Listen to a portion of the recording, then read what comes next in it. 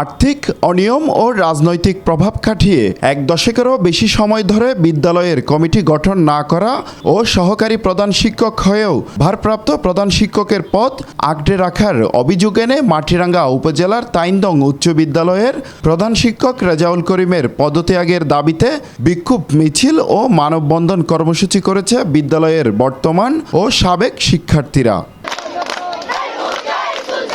সকাল 10টায় বিক্ষুব্ধ শিক্ষার্থীরা বিদ্যালয় থেকে মিছিল বের করে তাইন্দং বাজারে গিয়ে সমাবেশ ও মানববন্ধন কর্মসূচি পালন করে। শিক্ষার্থীরা জানান, আওয়ামী সরকারের আমলে রাজনৈতিক প্রভাব খাটিয়ে নানা অনিয়ম দুর্নীতির অভিযোগ।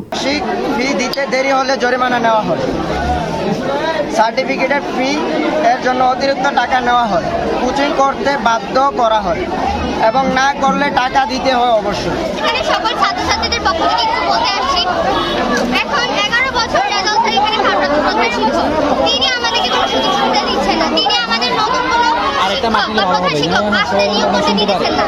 তিনি রাজনৈতিক কূটনৈতিক বিভিন্ন ক্ষমতা দেখাচ্ছেন।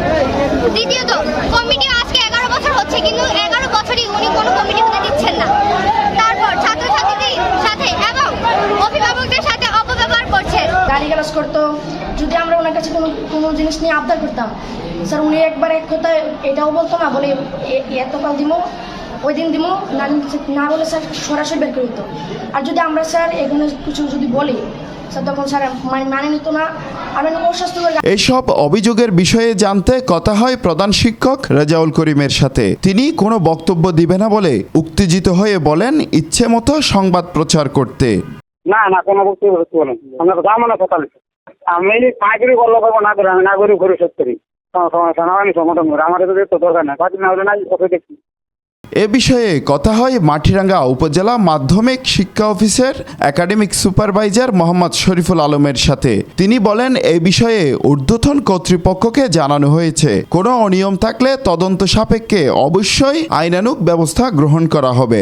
তার বিরুদ্ধে যদি কোনো দুর্নীতির অভিযোগ থাকে, সেক্ষেত্রে তার বিভাগীয় তদন্ত হবে এবং বিভাগীয় তদন্ত অনুযায়ী ব্যবস্থা গ্রহণ করা হবে।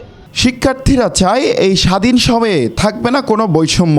যারা অনিয়ম দুর্নীতির সাথে জড়িত থাকবে তাদের কঠিন শাস্তির আওতায় আনার দাবি জানান সকলে। খাগড়াছড়ি প্রতিনিধি HM আলমগীর হোসেনের পাঠানো তথ্যচিত্রে হোসাইন আব্বাস, বাংলাধারা, চট্টগ্রাম।